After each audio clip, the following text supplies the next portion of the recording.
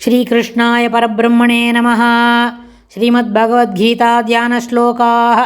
नमोऽस्तु ते व्यासविशालबुद्धे पुल्लारविन्दायतपत्रनेत्र येन त्वया भारततैलपूर्णः प्रज्वालितो ज्ञानमयप्रदीपः प्रपन्नपारिजाताय स्तोत्रवेत्रैकपाणये ज्ञानमुद्राय कृष्णाय गीतामृतदुहे नमः। सर्वोपनिषदो गावो दोक्ता गोपालनन्दनः पार्थो वत्सत्सुधीर्भोक्ता दुक्तं गीतामृतं महत्। वसुदेवसुतं देवं कंसचाणूरमर्दनं देवकी परमानन्दं कृष्णं वन्दे जगद्गुरुम्. அடுத்தது தெய்வாசுர சம்பத் விபாக யோகத்தில் 4வது ஸ்லோகம். தம்போ தர்ப்போ அபிமானश्च क्रोधः पौरुष्यमेव च अज्ञानञ्च अभिजातस्य पार्थ सम्पदमासुरीम्. दम्भो दर्पो अभिमानश्च क्रोधः पौरुष्यमेव च अज्ञानञ्च अभिजातस्य पार्थ सम्पदमासुरीम्. இந்த ஸ்லோகத்தில் அசுர ஸ்வபாவம், அதாவது அசுர சம்பத்துடன் பிறந்தவர்களுக்கு எத்தகைய குணங்கள் இயல்பாகவே அமையும் அப்படின்றத பற்றி சொல்கிறார். பார்த்த அப்படின்னு அர்ஜுனனை கூப்பிட்டு தம்பஹா தம்பம் கர்வம் தர்ப்பஹா டம்பம் கர்வம், அப்புறம் தர்ப்பஹா தர்ப்பனா கொழுப்பு, அபிமானಶ್ಚ தற்புகச்சி, குரோதஹா கோபம், பாருஷ்யமேவச்ச அவ்வாறே கொடுஞ்சொல், அஜ்ஞானஞ்ச மடமை, இவையெல்லாம் ஆசுரிம் சம்பதம் அசுர சம்பத்துடன் அபிஜாதஸ்ய ஆசுரிம் சம்பதம் அபிஜாதஸ்ய அசுர சம்பத்துடன் பிறந்தவர்களுக்கு இயல்பாக அமைகின்றன.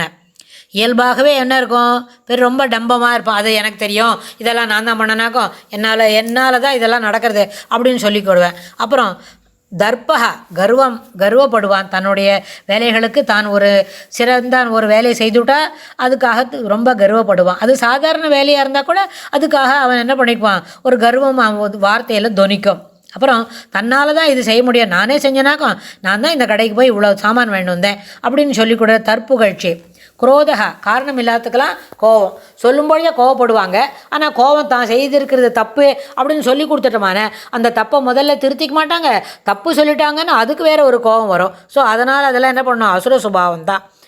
அவங்க அடிப்படையில் தேவகணமாக இருக்கலாம், ஆனால் கூட எப்படி தேவகணமாக இருந்தால் அது ஏற்றுக்கொள்ளப்படவே மாட்டாது, இப்படி எல்லாத்துக்கும் கோவப்படுறதுனால கோபம். அப்புறம் பாருஷ்யமே வச்ச அவ்வாறே கொடுஞ்சொல், எல்லாத்துக்குமே சின்ன விஷயத்துக்கெல்லாம் கூட ஒரு நெகட்டிவான எதிர்மறையான வார்த்தைகளை பயன்படுத்துது.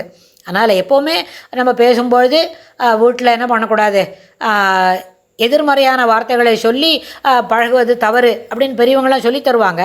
பெரியவா அப்படி சொல்லி கொடுக்குறான்றதுனாலேயே அதையே நம்ம மறுபடியும் அது எப்படி நம்ம சொல்கிறத கேட்குறது அப்படின்னு ஒரு எதிர்மறையான புத்தி இருக்கிறதுனால அவங்க என்ன பண்ணுவாங்க, இந்த மாதிரி ஒரு பாருஷ்யமேவஜ எப்போவுமே கொடுஞ்சொற்களை சொல்லிக்கொண்டே இருப்பார்கள். அது ஒரு சகஜமான வேலையாக இருக்கும். அப்புறம் அஜ்ஞானஞ்ச மடமைன்னு சொன்னால் ஒரு எதுலேயுமே ஒரு இயல்பாக தெரிஞ்சிருக்கக்கூடிய ஒரு செய்திகள் கூட தெரியாமல் இருக்கிறது, எல்லாமே அஜ்ஞானம். அப்படின்னு சொன்னால் என்ன, மௌಢ்யம், எந்த விஷயங்களும் தெளிவாக புரிந்திருக்கதில்லை, புரிந்து கொள்வதற்கும் தயாராக இல்லை, புரியவும் இல்லை, தெளிவாக புரியவே இல்லை, எல்லாத்துலேயுமே நுனிப்புல் மேயர் தான். சொல்ல ஆரம்பிச்சே புரிஞ்சிட்டா மாதிரி நடிக்கிறது, அப்புறம் சொல்லி முடித்த உடனே எதுவுமே செய்யாமல் இருக்கிறது. என்ன கேட்டால் தனக்கு ஒன்றுமே தெரியல என்ன, ஆனால் அந்த இடத்துல என்ன பண்ண மாட்டா, எனக்கு இது தெரியல மறுபடியும் 100கா சொல்லித்தாங்கோ அப்படின்னு கேட்க மாட்டா. அப்போ என்ன செய்ய, அது மடமை. அந்த மடமையினால் என்ன பண்ண முடியும், ஒரு வேலையும் தெளிவாகவும் சிறப்பாகவும் செய்ய முடியாது. அப்படி தெளிவாக சிறப்பாக செய்யலேன்னு சொன்னால் அது மேலும் அவளுக்கு இன்ஃபீரியாரிட்டி காம்ப்ளெக்ஸில் கூட்டின்னு போய் விடும். அது என்ன பண்ணும், மேலும் அஜ்ஞானத்தை வளர்க்கும், அதிலேருந்து வெளியில் வர முடியாது. இத்தகைய குணங்கள் தெய்வ சம்பத்துடன் பிறந்தவர்களுக்கு நேர்மாறாக அமையும். அதனால் இவர்கள் அசுர சம்பத்துடன் பிறந்தவர்களாக கொல்லப்படுவர் அப்படின்னு சொல்லி பெருமாள் இந்த அசுர சம்பத்துக்கு இருக்கிறவாளுடைய குணாதிசயங்கள், இயற்கையாகவே அவர்களிடம் அமையப்பட்ட குணங்களை பற்றி இந்த ஸ்லோகத்தில் சொல்லித்தரார். அடுத்த ஸ்லோகத்தில் இன்னும் விரிவாக என்ன சொல்கிறாருன்னு நம்ம பார்க்கலாம். ஸ்ரீகிருஷ்ணாய துப்யம் நமஹ.